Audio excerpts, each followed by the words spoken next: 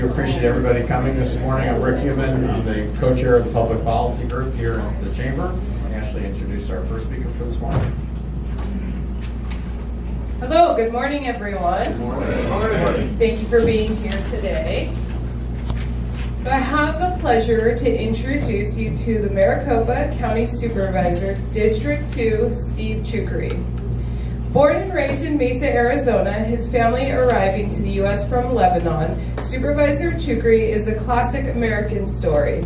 Drawing inspiration from his entrepreneurial grandfather, Supervisor Chucri leads successful careers in both the public and private sectors. After 6 years on Capitol Hill, Supervisor Chucri was elected to serve as Maricopa County Supervisor for District 2 in 2012 and re-elected in 2016. Supervisor Chucri, apologize for that, also serves as the president and CEO of the Arizona Restaurant Association and sits on many boards, yet he says his most important job is being a devoted father to his two sons, Grant and Will, and loving husband to Christine, his wife of 19 years. Please help me in giving a round of applause to Steve Chucri. Thank you very much. I've been married 20 years now, and my wife can't even get her last name right, so you did a great job. So I talked to Justin Olson last night. They said, "What are you wearing today?" And he said, "Jeans and a sport coat." And look what he does. He wears a suit. So forgive the casual attire, but this is my first time getting to come speak to all of you. And I know most of you, but for those of you who I don't know, it's a pleasure to see you. I was telling Mike that my grandfather was the first licensed auto dealer in the state of Arizona, and his dealer license number is literally that, 001. Began in 1928, and we were a Buick and GMC dealer on this side of town in East Valley for 82 years. And then we sold, and then they sold that dealership to Earnhardt, which is great. I think it was one of his first GM dealerships. So I'm not going to sell you a car. I'll let Mike do that. But I do want to tell you a little bit about Maricopa County. We've had a tough process the past few weeks. We've had great applicants to replace and succeed Denny Barney, as you know. And Denny was, I think, a great breath of fresh air. We ran together on this fundamental premise of bringing a business mindset to government. And we did that in 2012, and it was really a great opportunity to serve with him. And so what I wanted to do is just spend a few minutes, and I'll have Paige wave me off in about 10 minutes. I think Terry wants to have some questions. Look, what have we done, and what is happening in Maricopa County? Maricopa County is the fastest growing county in America. In 2017, we grew by 225 people per day, every day. In 2018, we grew by about 202 people per day, every day. We're the fourth largest in America. You've got LA County, which I wouldn't recommend going there. I certainly wouldn't recommend going to the second, which is Cook County in Chicago. And the third is Harris, which is the Houston area. And we're right on their heels of becoming either the third largest county and then becoming the fourth, literally on an annual basis. So that just goes to show you, I think, how important it is and how great Arizona is. And also that, these are large districts. We have 800,000 people in my district, 9 cities, and 2 Indian communities. So what are we doing to affect the kind of change that we want to see happening, not only for Maricopa County, but for Arizona? And we've done that in a few ways. My grandfather, when he came here, was 13 years old. He couldn't read or write. He was given $5 from his father, and he said, "Good luck, Tony, do the best you can." And he was an entrepreneur, and he couldn't read or write till the day he died. And so back then that was possible, but today, with regulation and everything else, it's hard to run a business, which all of you do. And you have a great leader at the helm, in Terry, because you never say no to her, by the way. I'm sure you guys have all heard that. And so what Denny and I were hoping to do at the time, and what we've been able to do these past few years, is how do you bring that business mindset to government? I'm going to give you a few ideas. One of the first things we did 3 months in was we bought the old Arizona Republic building off of Baseline Road and Mesa Drive. We paid $1 million for it. The idea was we were going to be able to co-locate people in the East Valley into that one location. And then secondly, we were going to gain efficiencies by rent because the totalities of rent we were paying on all these other buildings was far more than the cost of the building. Our head of facilities came to us and said, "Hey, it's going to be $3 million, to rehabilitate the building into the condition we need it in. Now, all of you are in business. Who spends 3 times the purchase price to make a building inhabitable? Sam knows in the restaurant industry you're dead, right? So with that being said, I turned to Denny and I said, who does that? You don't need granite countertops in government buildings. We accepted her resignation 2 months later. Her successor, total cost, $689,000. So by changing one employee made the difference of $2.3 million to the taxpayers. Now, what has he done the past 6 years, right, since that happened? He saved us a lot of money. So you can bring a business mindset to government. We're taking a one-time jail that is set vacant on Madison Street, downtown Phoenix, for what, 5 or 6 years easily, Paige, if not longer? And we're converting it to office space for the county attorney. I said to Bill Montgomery, Bill, it's a great opportunity for you. Everyone has their own office. The doors open and close automatically. Everyone's got a stainless steel toilet and a stainless steel sink. It's going to be great. So that is another good example of, I think, being good government. That we're now backfilling. We're taking a lot of lease space off the table. We're no longer paying rent. We're going to move all the county attorneys into that building. And there's going to be an access to the court, the court system that's secure and everything else. So it made sense. Now, here's the bad news. The ROI is going to take about 20 years to get us there. But at some point, you got to pull the Band-Aid off, right? So running a jail, let me tell you really quickly about that. What you see on TV, the drugs, the sex, the gangs, all of that is 100% true. 100% true. We've got inmates right now killing each other in our jails. Let me tell you how they're doing it. By drilling a pencil through each other's eyes. We settle lawsuits. So I get sued 2 to 3 times a week as a county supervisor. We settle lawsuits for 3 hours every other Monday. So what we're trying to figure out now is how do we stop this from happening? Because the ACLU comes down and says, you can't give them crayons to write their legal briefs. You got to give them these pencils. How do you stop the contraband from coming into the jails? Paul Penzone called me about 4 months ago and said, hey, Steve, we got to figure this out because these guys on work release are bringing drugs back into the jail. And they're failing their drug tests. And he said, why don't we start charging them for their own drug tests if they fail? I'm like, there you go. $7 times 8,000 inmates, that's a lot of money. So we're trying to figure out how do we get better at what we do? How do we stave off these lawsuits? How do we make jail as efficient as it can be when you've got the 3rd largest jail in America? How do you make our county attorney's office as seamless as it can be when you have everyone trying to throw you off track? And then if you juxtapose that to development, that same individual that we hired, how do we make business in Maricopa County as seamless as possible with as few regulations as we can have? And we have a permit process in some cases that has been just masterfully overhauled and modified to make it very simple. Let me give you one example of that. That's in Phoenix. When you go to Phoenix, there's one kiosk for Phoenix. There's the kiosk next to it is for Maricopa County, so it's one-stop shopping. But we still have other work to do in that same regard. And the same individual we hired that saved us all that money is looking to say, how do we take a 15 permit process down to 5? So that's how we're doing it. And when I shared with you early on that we were the fastest growing county in America for the past 2 years, we don't know what this year's going to bring, we've kept the property rate flat.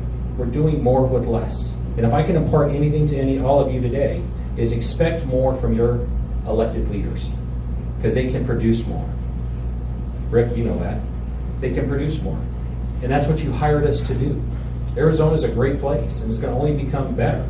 And so as a county, we're saying, how do we protect and provide for the Maricopa County of tomorrow, for the Arizona of tomorrow? And I think the key to doing that successfully is bringing a business mindset to government, doing some of the very things we've been able to do the past few years, and looking for new ones. And we get those ideas from you, the business leaders who understand how can we become, here's what I like to say, how can we be the Amazon of government? Amazon used to say, we'll get you something in 5 days, it became 2 days, then it became 2 hours. And that type of speed of business is what we're going for and what we're able to hopefully continue to accomplish in Maricopa counties. Jack Sellers was just appointed last week. As many of you know, Jack served a very, very good man. And it was a difficult process. It was really because we had very qualified applicants. very qualified applicants. But that being said, Jack couldn't be here today, so you're stuck with me. But I know he's very excited to come into this new role. He served a long time. Rick, you guys were at the same time for, I think there was some, together. He's a principled man, and I think he will certainly do right by all of you. So with that, I'm getting the cue to shut up. I'm happy to answer any questions. All right, good morning. I have the privilege of introducing Corporate Commissioner Justin Olson. Commissioner Justin Olson, after his original appointment by Governor Ducey to fill a vacant seat on the Corporate Commission, was re-elected in 2018. His top priorities as a commissioner are to stand up for Arizona taxpayers on the commission and to ensure the interests are always protected. Commissioner Olson previously served in the State House of Representatives, heralded as the champion of the taxpayer by the American for Prosperity, and a champion of small business by the National Federation of Independent Businesses. Olson received praise for nearly every conservative organization in Arizona through his tenure in the legislature. Justin is a lifelong resident of Mesa, where he and his wife Karen are currently raising their children. Please join me in introducing Corporation Commissioner Justin Olson.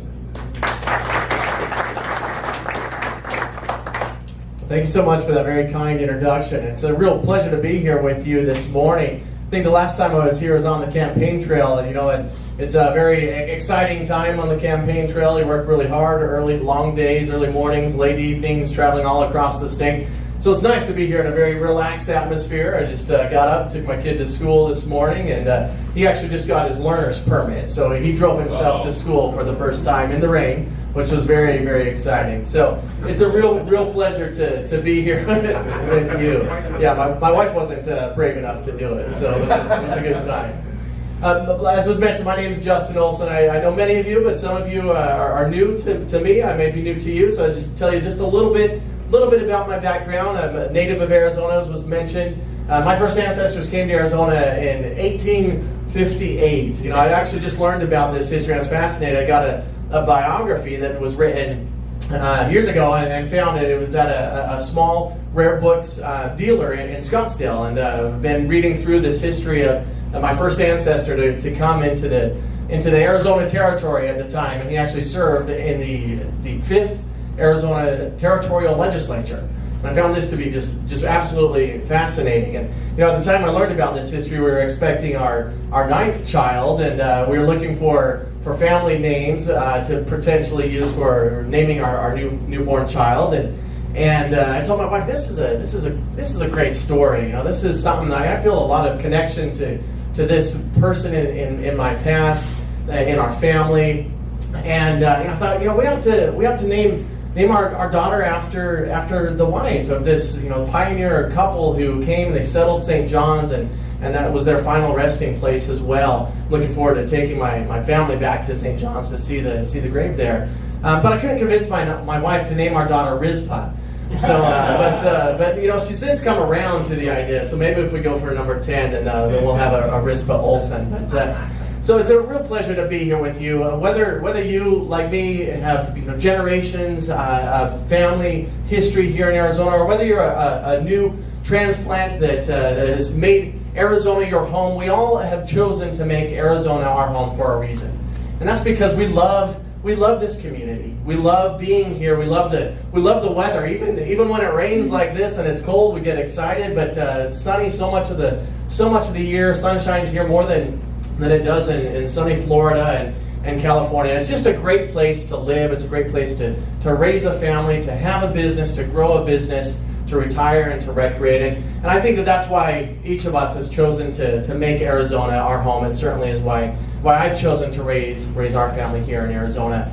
So that's just a little bit about me. I ran for the legislature, served in the state legislature for 6 years, where I was the appropriations chairman. Ran at a time when we had a $3.6 billion budget deficit, and I recognize, we've got to get our fiscal house in order. Recognize we've got to balance this budget. Ran on a platform of saying we've got to to make the difficult decisions that each of us had to make in our household budgets and our businesses.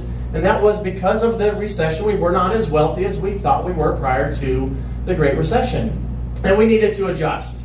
We needed to reduce our spending. We needed to get our fiscal house in order. The state had already enacted a record income tax increase, a record property tax increase. We had already seen skyrocketing debt, but we hadn't reduced spending. And I ran on a platform saying, it's time for us to make those difficult decisions, to do what needs to be done. And I ran on that platform and we delivered on that promise. I was very excited to become the budget leader in the House and deliver that structurally balanced budget. We did it without raising taxes, with no new debt and no new budget gimmicks. It's an accomplishment that I was very proud of. In addition to advocating for good fiscal policy, advocating for reducing the burden that government's placing on businesses, on individuals and families. I authored a bill that said we ought to adjust our income tax brackets each year to account for the impacts of inflation. Prior to this bill, every year your earnings would get bumped into a higher tax bracket and taxed at a higher rate merely because of the impact of inflation. And I didn't think that was appropriate. I didn't think the government should have an automatic hidden tax increase that occurs every year as a result of inflation. I was very excited when Governor Ducey signed that bill into law. Now, as was mentioned in October of 2017, Governor Ducey asked me to fill a vacancy on the Corporation Commission. So I've been in the commission now for coming up on a year and a half. And it's been a great experience. I've really enjoyed it. Like I mentioned, I really enjoyed the campaign, really enjoyed getting out to all of the communities all across Arizona. And I've enjoyed serving you on the Corporation Commission. I just want to give you a brief update on some of the efforts that we're working on in the Commission, and then I look forward to answering your questions. So at the Commission, as many of you know, the most, I'd say, controversial, most attention given to the work that we do at the Commission has to do with the setting of utility rates. So all of our for-profit utilities have to come to the Corporation Commission if they want to increase the rates that they're charging to their customers.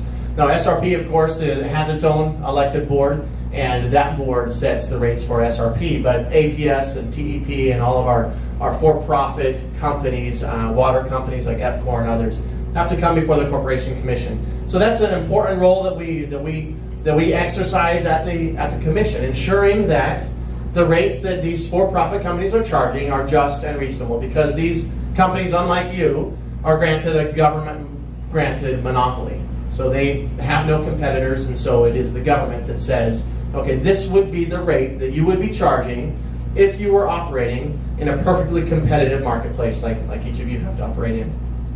So I'll give you just a little bit of an update on that, but I want to talk about some of the policy issues that have come before the Commission, because it's a little bit more exciting than talking about the details of a rate case, which we can't really even get into anyhow because of our ex parte rules.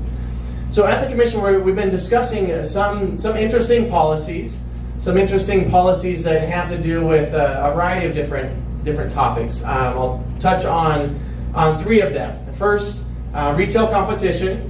And then secondly, we'll get into just a little bit about what we've been discussing on electric vehicle infrastructure, and then lastly, biomass, and then open it up to your questions. So retail competition. I'm sure many of you have heard some discussion about retail competition. It's been discussed at the Commission, at the state legislature for quite some time. In the early 2000s, an effort was made and enacted to enable our utilities to compete against each other, to have a competitive provider of electricity come into APS's territory and offer a choice and give the customers that opportunity to choose. And then APS would have to compete as well for their customers.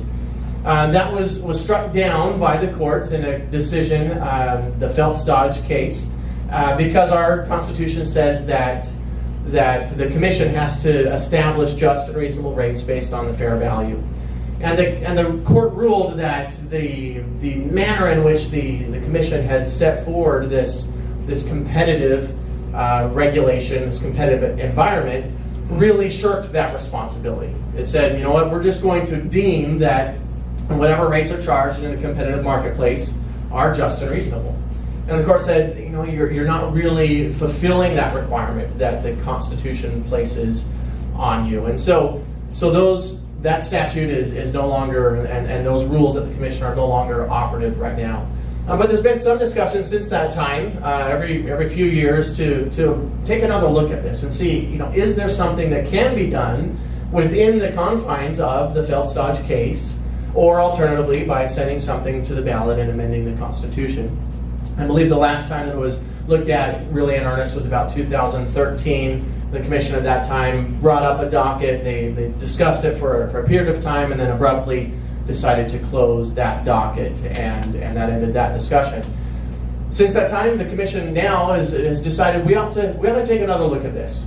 I've hired for my policy advisor Ryan McCarthy. He came out of county attorney's office, Bill Montgomery's office.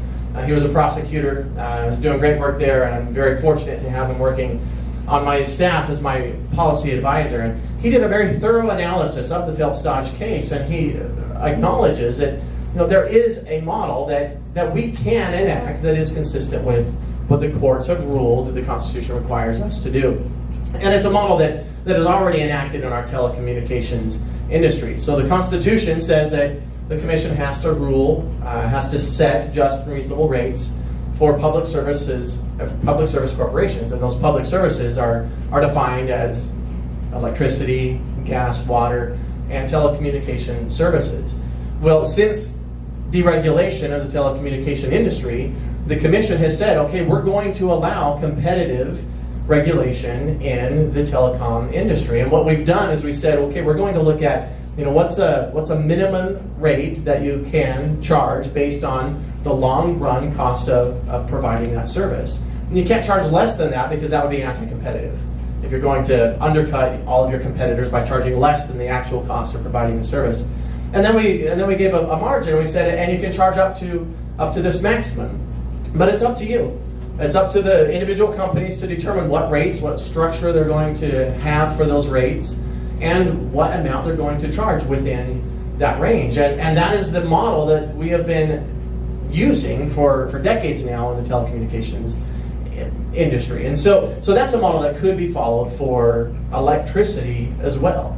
So the Commission is taking a look at this, and it's going to be a very thorough analysis. What I've told folks, what I want to base my decision on is what is going to be in the best interest of the ratepayers. And we have a significant amount of data that we can look to ensure that whatever policy we enact will be in the best interest of the ratepayers. We can look to other states that have deregulated, that have enacted competitive regulation for electricity, and we can see what has the impact been in these states.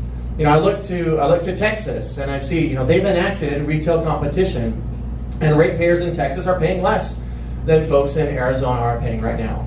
But then you can look to other states that have enacted retail competition, and those ratepayers are paying more. So we've got to look at all of the different factors to try and determine what will be the impact if we were to enact retail competition here in Arizona. And that's the analysis that we're doing right now. I'm looking at what were the rates that were charged in the 5 years prior to the enactment of competition in these states, and what was the impact after that? How fast did rates increase in the 5 years following the enactment of competition in these rates? And so we're collecting as much data as we can to try and make that determination. What is going to be in the best interest of the ratepayer? And my commitment is that I'm going to pursue policies that will be in the best interest of the ratepayer. And if it's demonstrated that this policy is not, well, then I'm going to pursue policies that are. But if it is demonstrated that, in fact, this can be in the best interest of the ratepayer, then that's something that I'm open to supporting. So that's something that's exciting that we're working on down in the Corporation Commission. I'll just touch briefly on a couple other topics. Electric vehicles has come up. Does anybody in here drive an electric vehicle? Got a few? Yeah. SRP, right? So yeah, that makes sense. Anyone else? Yeah, okay, very good. I actually took my first ride in a Tesla down at the commission. A group of supporters of electric vehicles were down, and they asked me to go for a ride, and I enjoyed it. It was a good time. What kind of car do you have? It's a Nissan Leaf. Nissan Leaf, very good. Well, so the industry is asking the commission to get involved in subsidizing the charging station infrastructure. Now, I think electric vehicles are great. I'm very, very excited about that industry. It's a very neat time to see that we may be on the verge of a significant change in the way our transportation system works, and it can decrease the pollution and the air pollution that we have in our skies, and that's something that is certainly very exciting. So folks have come down to the commission in an effort to try to increase the amount of charging stations that are available for folks to charge their cars. They want a subsidy paid for by the ratepayers. Now, my concern is that the Constitution very clearly says that my responsibility is to set just and reasonable rates for public service corporations. And in my view, if I'm telling a public service corporation that you've got to pay something more in order to subsidize an industry that has nothing to do with providing the service, the public service, that the Constitution tells me I'm supposed to regulate, then I don't feel that that is within my responsibility and my authority as a commissioner. And so that's what I told these folks. I told them that I think what they're doing is very exciting, and I certainly am excited to see this transition occur. But if they're looking for a subsidy paid for by the general population, well, then they need to go to the legislature. That's the appropriate place to look for this type of subsidy. I don't think it is within my authority to require the ratepayers to subsidize a private industry. In addition, I think that it's very exciting to see that the private sector has already done a great job of providing charging stations. We've got several different companies who are operating these charging stations, and I don't think that we need to have our government-granted monopolies take over the operation of providing charging stations for electric vehicles. I also don't think that we should be requiring our ratepayers to subsidize putting charging infrastructure into people's homes. And on that same line of thought, I also opposed the biomass mandate that the Commission took up just a couple months ago as well. So biomass, is anybody in here familiar with biomass? I know SRP folks are. A few of you have heard of biomass. So biomass it's a product of our forests. You have the timber that has value, and then you've got a whole bunch of biomass that doesn't. All of the pine needles, the smaller shrubs, and so on and so forth, that has no significant marketable value, and it's more costly to gather it than to use it for something in most instances. And so folks have been discussing, can we burn this biomass and generate electricity and make that a profitable endeavor? And that was pursued, and it turned out that it's much more costly to produce electricity through biomass than through conventional methods of energy generation. I believe it's about 5 times as costly as conventional generation. I'm getting nods from the folks at SRP. Well, the benefit of requiring our utilities to generate electricity through biomass is that it has the added benefit of thinning the forest and cleaning the forest. And again, I told the folks that were supporters of this, I am a strong advocate of having thinned forests that are not going to burn and have a catastrophic wildfire, but I don't feel that it is within my authority to require the ratepayers to fund that exercise. That's something, again, that should be funded by the state legislature. It is within the purview of the state legislature to use general fund resources to thin the forest. And so I offered a proposal. We could require the utilities to generate electricity through biomass, provided that the legislature funds the difference in the cost between conventional generation and the cost of biomass generation. Unfortunately, my fellow commissioners did not see eye to eye with me on these issues. I was in the minority on both of those issues. So those mandates were enacted, and those are part of the policy that the Commission has now adopted, and that's the direction that the Commission is moving. So that's just a little bit of an update on some of the issues at the Commission. I'll just touch real briefly on one last thing. Some of you may have been impacted by the transition that the Commission made last year from going to paper filing for our LLCs and some of the other filings that corporations have to make with the Corporation Commission to online filings. Did anybody experience significant delays? Oh, okay, thank you. I'm glad to hear that you were excited that you can now file online, but unfortunately the transition was extraordinarily frustrating. So if any of you filed an LLC in June of last year, you may have experienced significant delays. But I'm very happy to report that we now have those delays. I think that we're looking at like 45 and 60-day delays, and now we're down to 5 days for expedited filings and 15 days for non-expedited filings. So I'm very happy to report that process is now moving very smoothly, and we've got through the transition. Now everybody can file their filings online, which is very exciting, and hopefully we can continue to increase the services that are automated and decrease the wait times on all of those filings that our corporations have to make. So hopefully I didn't bore you too much by talking about all the exciting things that we have down at the Corporation Commission, but now I'd love to open it up to questions if anybody has any. I could talk about any topics that you would like me to address. Okay. What's up next here? Well, city update. Do we have anybody from the city? No. They all call us in. They all call. Kevin's speech was maybe too long last night. He didn't get to last night. Actually, Kevin did a really good job last night. That was the presentation was really good. Chamber update. Brian, do you want to do a chamber update? I'll just do a quick chamber update since it's raining. Get you guys out of here. Right now, as of yesterday, the House has stopped dropping bills. There's about 1,400 of them. We are currently tracking almost 300 of them, and we have weighed in close to 40 as of now. The other big issues that we're sort of watching, continuing to pay attention to, the tax conformity, drought contingency plan, as always.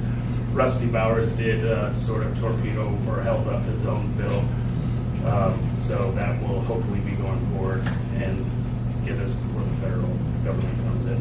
But if you guys have any questions about what we're tracking and supporting from the federal or the local level, you can always get a hold of me. Great. The next upcoming thing, there will be no public policy on March 8th because we have a little thing called the Oscars Festival. We have a lot of great entertainment. The Commodores are there. Steve Murphy's going to sing. Just kidding. So please plan on attending that. Hopefully the weather will cooperate. It's still too far out for the long-range forecast, but based on the rain we've had, hopefully that'll go away and stuff. So the next public policy meeting will have Superintendent of Public Instruction Kathy Hoffman here, and also Arizona Board of Regents Vice Chair Larry Penley will be here as well and stuff. So with that, without anything else, we'll adjourn the meeting. Thanks, everybody.